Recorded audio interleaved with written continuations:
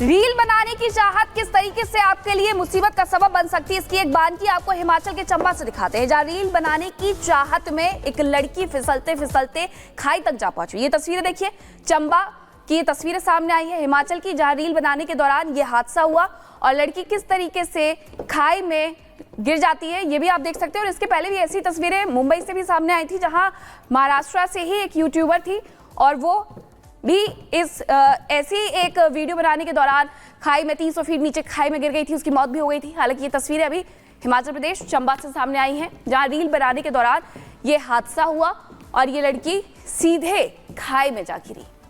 ये तस्वीरें बताती है गायत्री कि जब रील बनाए तब थोड़ा ध्यान भी रखें।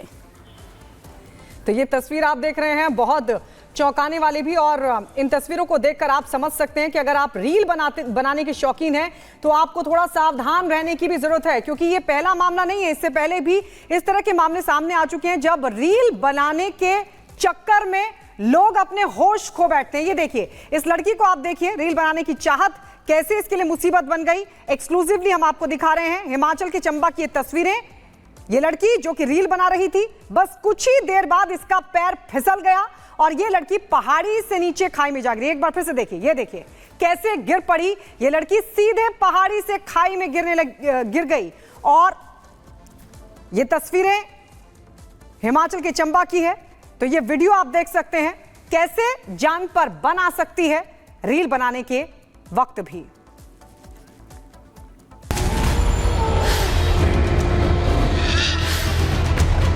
एक अभी ऐसा है जो पकड़ा नहीं गया है, जनहानि कहीं करता हुआ दिखाई देता तो उसके पहले जो जनहानि करें तो उसको शूट करने के लिए आदेश दिए गए हैं।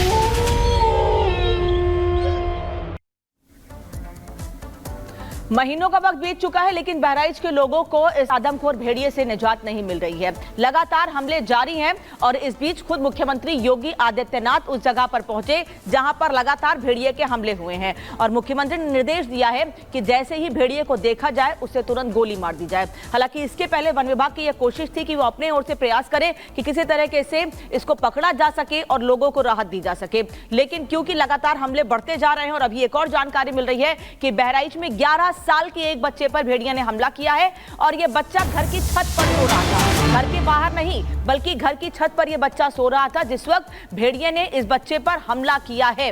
लगातार बच्चों पर भेड़िए के हमले जारी हैं।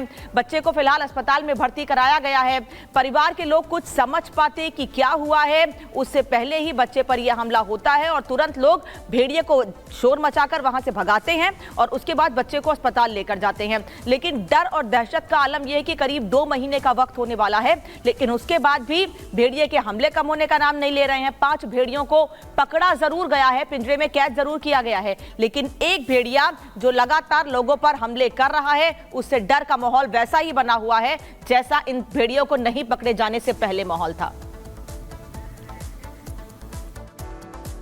इसकी रात में नट्टी पकड़ लिया, ये चिल्लाए नहीं पाया और बाकी में जब 2-4 आदमी अठोरे हुए तो उसे वह भाग गया। किसने पकड़ लिया? भाग गया इसके लौंडों को। हाँ? वो ये नट्टी से पकड़ लिया। वो भेड़न, वो काला मुंह है और नटे उसकी अत्ती है और लाल है। हाँ, लंगड़ा भी है। मेरे भाई के साथ हुआ कि दूसरे छत पे आ से भेड़िया ने हमला कर दिया। जो मेरी भाभी थी, पौड़ी थी, उनने देखा तो उसने फिर तौलिया से या फिर कपड़ा से उसको हुस्काया, लेकिन नहीं भागा। फिर लाठी डंडा उठाया तभी भागा उसने।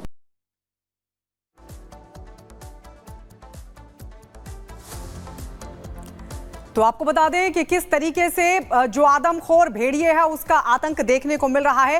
लेकिन आपको बता दें, मुख्यमंत्री योगी आदित्यनाथ ने कल ही बहराइच का दौरा भी किया था। योगी भेड़ियों के हमले में जख्मी लोगों से मिलने के लिए पहुंचे, उनको सांत्वना भी दी।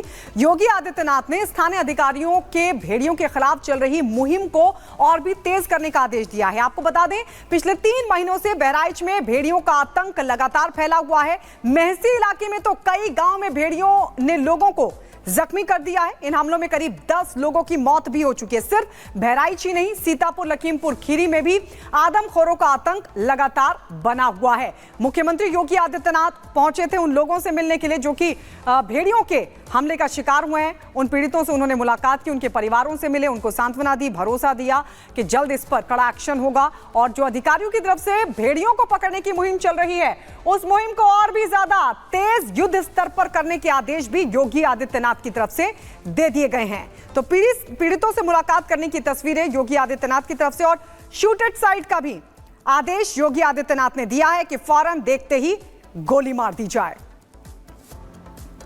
तो भेड़ियों के हमले आखिरकार क्यों बढ़े, अब आपको यह भी बता देते हैं। महसी इलाके में घना जंगल है, उसी के साथ खेत है, गन्ने की खेती सबसे ज्यादा होती है, लाइट की व्यवस्था नहीं है, लोगों के घरों में दरवाजे नहीं हैं, और यही वजह रही कि वहां पर भेड़ियों की पहुंच इंसानों तक आसानी से हो जाती है। और अब मुख्यमंत्री योगी आदित्यनाथ ने साफ आदेश दिए थे कि जहां पर दरवाजे नहीं लगे हैं उसके लिए एक अलग बजट एलोकेट किया गया है, लोगों के घरों में दरवाजे लगाए जा रहे हैं। बावजूद इसके जो लोग घर से बाहर सोते हैं या छत पर सोते हैं, अभी भी उन पर हमले हो रहे हैं।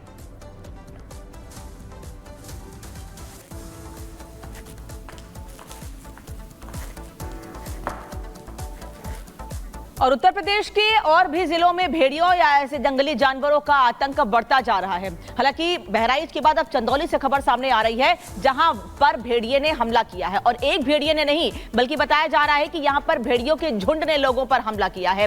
चंदौली के एक गांव में यह हमला किया गया है, और जो स्थिति इस वक्त बहराइच में बनी हुई है वही हालात इस वक्त चंदौली में भी है।